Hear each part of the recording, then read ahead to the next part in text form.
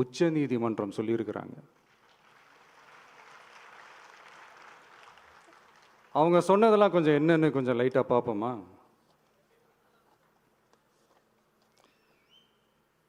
The comments which have been made before the media by the top officers of the police department may create doubt in the minds of the citizenry on impartiality and fair investigation.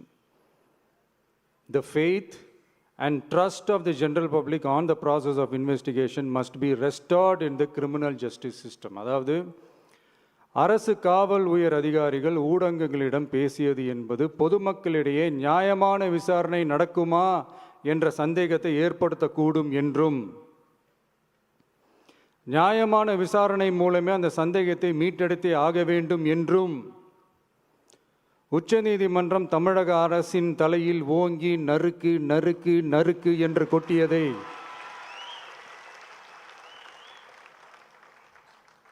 முதல்வர் அவர்கள் மறந்துட்டாரா?